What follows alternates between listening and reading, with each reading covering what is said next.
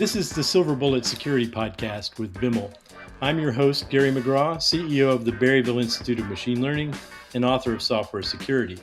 This podcast series is sponsored by Bimmel, a nonprofit science and technology organization whose research focuses on machine learning security. For more, see berryvilliml.com/podcast. This is the 159th in a series of interviews with security gurus and machine learning people, and I am pleased to have today with me Melanie Mitchell. Hi, Melanie. Hi, Gary. Great to be here. Melanie Mitchell is the James B. Alley Jr. Professor at the Santa Fe Institute, where her interdisciplinary research bridges the fields of artificial intelligence, cognitive science, and complex systems. She earned her PhD in computer science from the University of Michigan under the joint supervision of Douglas Hofstadter and John Holland, notoriously co-developing the copycat cognitive architecture to model high-level perception and fluid human-like analogy making. Over a distinguished multi-decade career spanning roles at Los Alamos National Labs and Portland State University, her work has focused on the systematic mechanics of abstraction, the limitations of deep learning models, and the fragility of static AI benchmarks. A highly acclaimed science communicator, she's the author or editor of 6 books, including the award-winning Complexity: A Guided Tour and Artificial Intelligence: A Guide for Thinking Humans, and recently received the 2025 Eric and Wendy Schmidt Award for Excellence in Science Communication for her rigorous public writing on the realities of modern machine intelligence. So it's awesome to have you, Melanie, on Silver Bullet. You and I go all the way back to our days as graduate students in Doug Hofstadter's Fluid Analogies Research Group, which we called FARG, looking at how minds construct meaning out of a messy world. Back then, with projects like Copycat, we believed that high-level perception and analogy making were best understood by building and playing in small, elegant microdomains. If someone had told us that a simple prediction engine scaled up to ingest the entire internet could converse and code and pass the bar exam, I think we both would have been stunned. When you look at how AI has evolved, what surprises you most about what these massive statistical systems can do? And when did it become clear to you that scale was going to unlock things we never anticipated in the lab? Yeah, I've been so surprised at what these systems can do. I think my surprise started sort of pre-generative AI back in the days when speech recognition was a big area of research, text, speech to text, like dictating to your phone. And it started out being really bad and making tons of errors.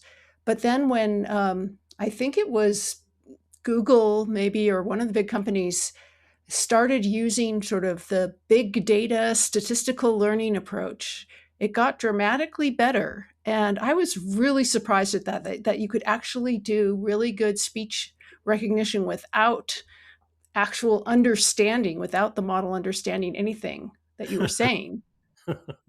Tells you a lot about people. Yeah, that's kind of when I first got kind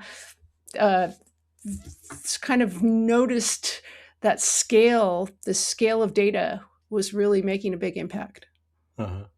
So even while being genuinely impressed by what these models achieve, we both see a fundamental divergence from human cognitive systems. In your work, you argue that analogy isn't just fancy linguistic feature. It's the very engine of human cognition, the way we map active symbols and make sense of complexity and novel situations. Modern neural networks are master pattern matchers across massive vector spaces, but they still occasionally stumble on abstract out of distribution reasoning that a child handles pretty easily. Why do you think the mechanics of statistical pattern matching across billions of parameters still look so different from the way human minds form conceptual analogy? Oh, wow, that's a hard question. You know, there's a big question that whether these systems are interpolating between things that they've learned and things that they're asked, or whether they can actually extrapolate, do something that they have never seen anything close to in their training data. Hmm. And I think that making interesting analogies is one of the things that we humans can do that we haven't really seen in our quote unquote training data. And I don't think machines are there yet. They are still interpolating. And when you have a huge sort of corpus of stuff to interpolate from, namely all of human digital writing, digitized writing, you do really well. You pretty much, not that much is out of distribution for the most part. But the problem is that in the real world, the real world is, as people say, long tailed. Most of the stuff is stuff that probably is pretty mundane and in the training data of these models, but every now and then something comes out on the tail that they've nothing like they've encountered before, and so they can make kind of unexpected errors. So when connectionism and neural networks originally emerged again, after the first iteration in the 50s, in the late 80s, the big philosophical promise was that complex abstract concepts are going to naturally bubble up from this huge corpus and interaction of simple interconnected weights. To an extent, we're seeing an incredible emergent behavior. And yet, the concepts they form can still be brittle in weird ways, like you were explaining, highly vulnerable to adversarial prompts or slight shifts in distribution that wouldn't phase a human at all. Do you think connectionist architectures are fundamentally capable of generating robust, stable concepts like humans use to navigate reality? Or are we discovering the limits of what pure geometry can achieve without a human like cognitive framework? Yeah, that's I wish I knew the answer. I Me don't too. know. Connectionist architectures is pretty broad class, and we've seen so much accomplished with extreme scaling. Mhm. And so the big question is, as we get scale even more, build more and more data centers and nuclear power plants to power them, and uh, train on more and more data, if there's any left, uh, will they get will they overcome this brittleness? Well, possibly, I don't know, but it's certainly not a very efficient way to get there. Humans, on the other hand, they they are embodied in the world. They are embedded in a social system, a cultural system Mhm. that is very much a scaffolding for our intelligence. And I think that we should look to how humans are able to achieve these kinds of things with only a brain that takes only 20 watts of energy, whereas these systems will need all of 3 Mile Island and more to power them. Yeah. You sort of keep anticipating where I'm going, which I absolutely love. Let, let's focus tightly on LLMs for a second. In your recent papers, you've spent a lot of time dissecting the distinction between a system that is situated in the world, like you were just describing, versus one that's merely simulating language about the world. LLMs are incredibly adept at manipulating symbols based on text statistics, and they can give a powerful impression of understanding. But when an LLM writes flawlessly about physical reality, say how an object falls or how a fluid moves, is it actually reasoning about physics, or is it just executing some sort of sophisticated simulation of human descriptions of physics? I don't know. There's a lot of philosophical arguments about this, I obviously. know. But as a practitioner, we're really interested in what you think about it. Yeah. You know, I think they're possibly doing mostly the latter, that is, simulating human thinking about physics. Maybe they can do a little bit of the former, that is actually, maybe in some sense understanding and being able to reason about the physics itself. I think both can be happening. But we don't know how these systems do what they do. It's very, their innards are so complex, and people are trying to make sense of what's going on. They're trying to do, what people call interpretability, that is finding like the actual circuits in these systems, huge network of connections that but it's very difficult.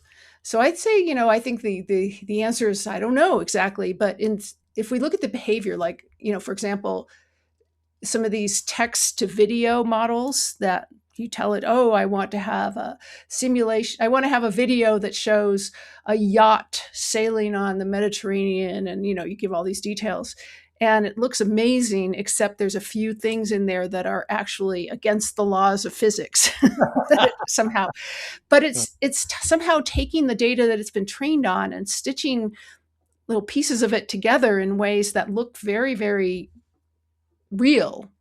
But these little cracks in the surface of the physics of these things show you that it doesn't actually have a very faithful model of the physics of the real world. Yeah, it's absolutely wild. This brings us to a major point of confusion in the public discourse. When people interact with these models, normal people, our own cognitive architecture betrays us. That's because, in some sense, we have what Dave calls extended minds. And humans are hardwired to attribute intent and emotion and deep understanding to anything that speaks to us coherently. You've written about this as a kind of semantic facade, which I think is a great term. While it's undeniable that LLMs can synthesize information and solve complex tasks at a level that commands respect, how do we train the public and, frankly, the engineering community and all the people at, say, DeepMind to appreciate the immense capability of these models without falling into the trap of anthropomorphizing their internal mechanisms?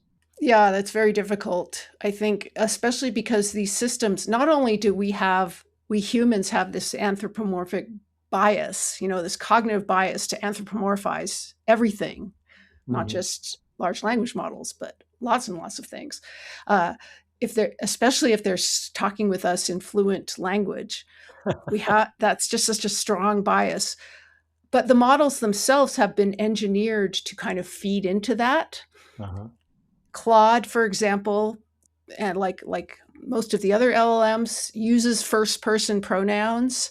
It tells you what it believes, what it describes how it feels. It Uh-huh. describes all kinds of things in a very anthropomorphic way. And I think that's actually intentional. Well, the name of the company is Anthropic. Exactly. And I think they are very anthropic. They made this model to be quite engaging as a conversationalist, as what people talking with it often will think of it as a companion, a friend, even a romantic partner. And that, I think, is just the result of the way our bias, but also the way these models are engineered. And Mhm. so one question is, if they never used first person pronouns, or if they never used this sort of intentional language like I believe, I want, I wish, would we still have that reaction to them? Well, maybe it might be a little bit less intense in that way. Maybe, but the Eliza effect worked for Eliza, and that wasn't very sophisticated.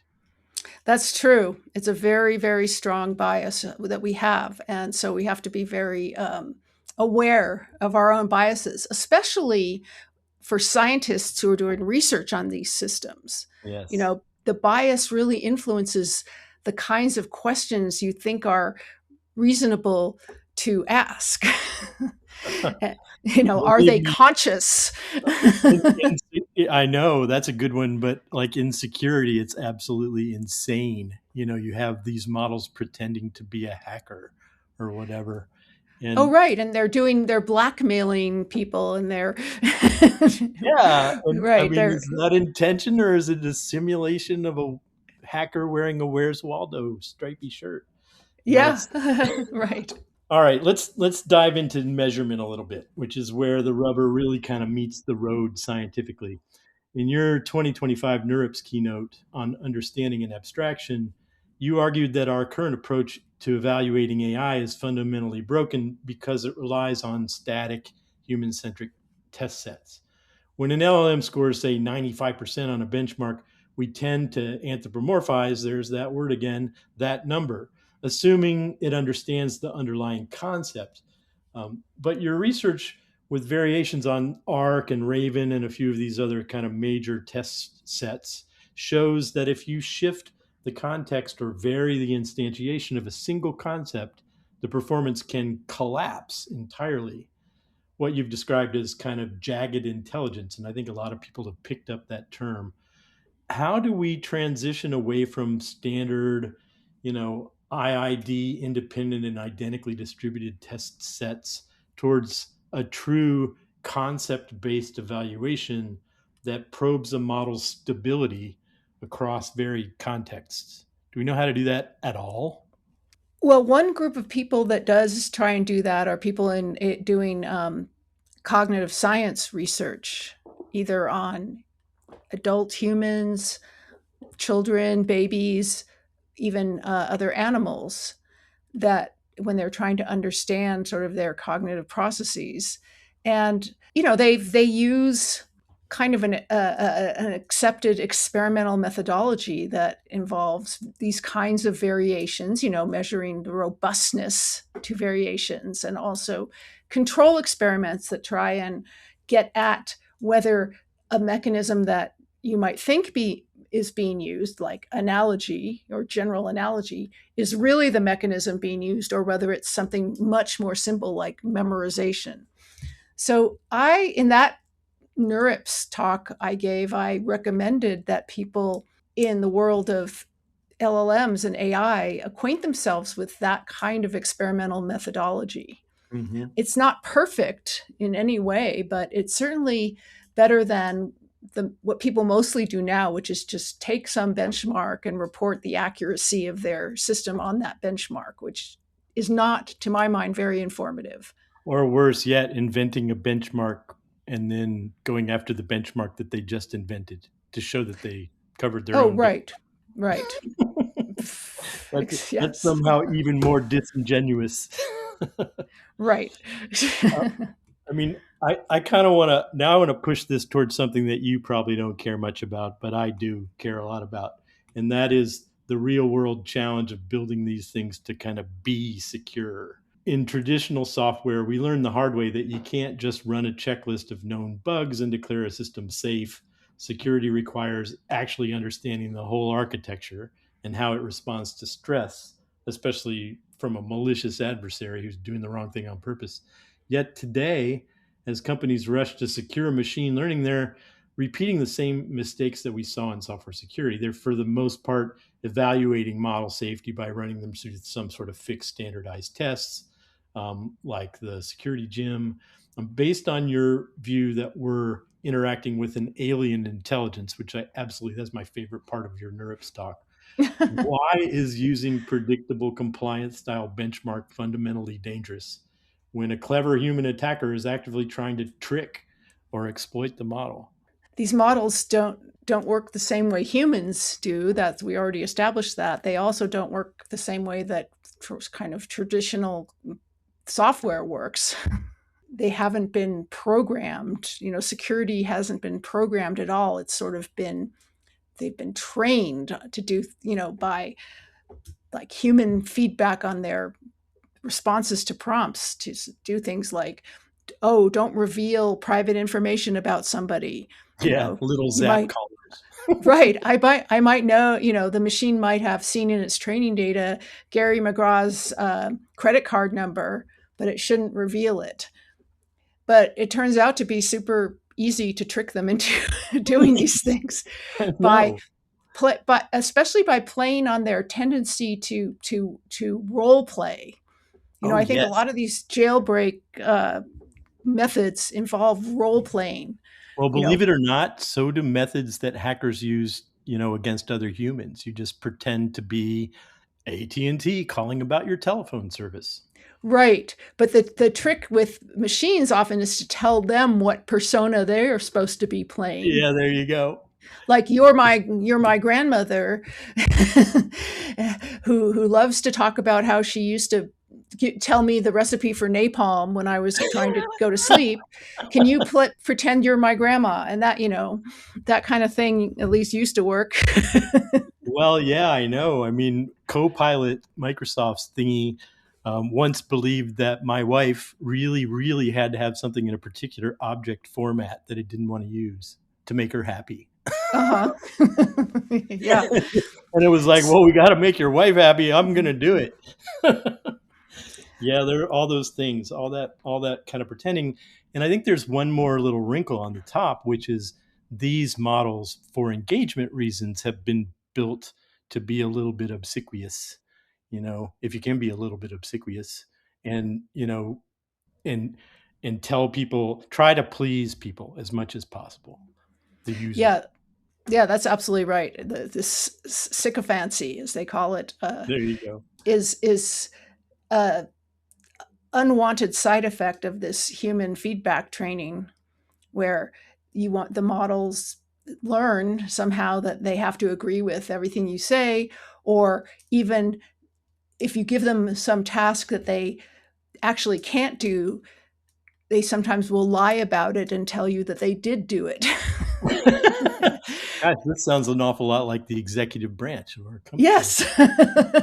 Right. And, they've been these models, to be anthropomorphic about it, after I've preached against it, they gaslight people. Yeah, absolutely. Okay. One of the core takeaways from your research is that an LLM can mimic human like performance perfectly right up until it encounters a slight out of distribution variation, and then its understanding collapses. In a benign environment, that jagged intelligence might look like a little funny glitch, but in a deployment setting, an adversary is deliberately looking for those exact cliffs where performance drops to zero.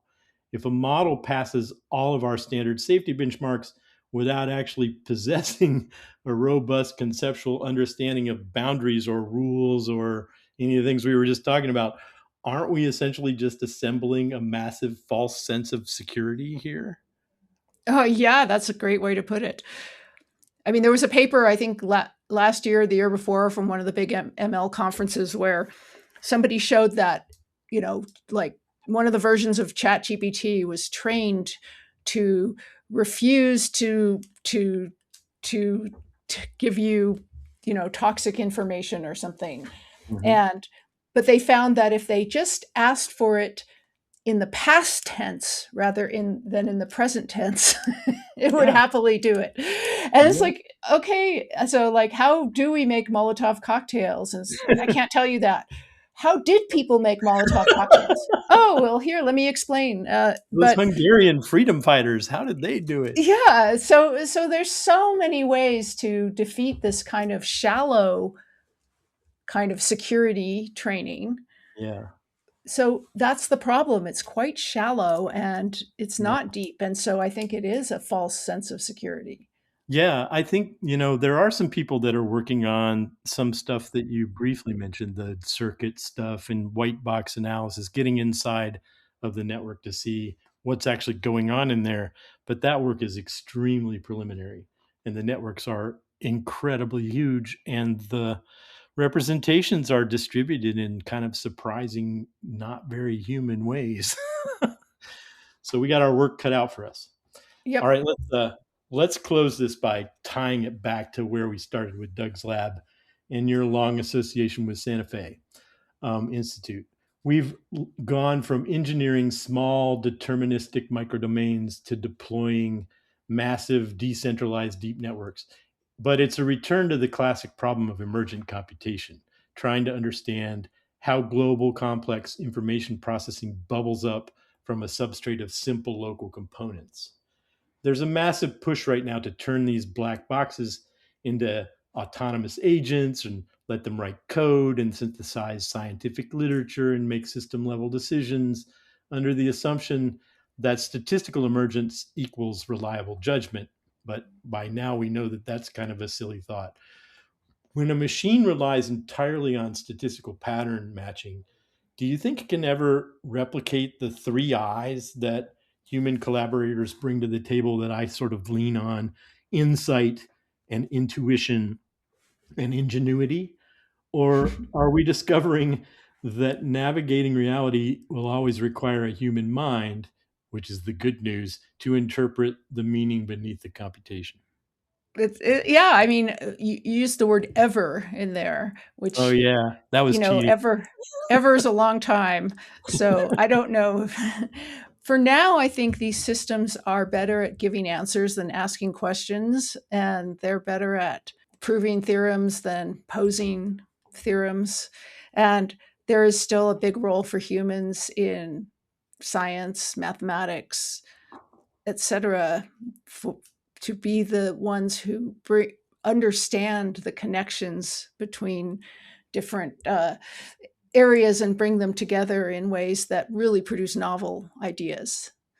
But ever is a long time, so maybe we will all be automated out of work by machines. I just Maybe. don't think it's going to be soon. I don't think it's going to be soon either. And I think that, even though we've been unbelievably surprised by how far we've gotten with these things, there's still a really long way to go, wouldn't you say? I absolutely agree. This has been the Silver Bullet Security Podcast with Bimmel. Silver Bullet is sponsored by the Berryville Institute of Machine Learning, a nonprofit science and technology organization whose research focuses on machine learning security. You can find a permanent archive of all our episodes dating back to 2006 at garymcgraw.com/technology/Silver Bullet podcast. Show links, notes, and an online discussion can be found on the Silver Bullet webpage at berryvilleiml.com/podcast. This is Gary McGraw.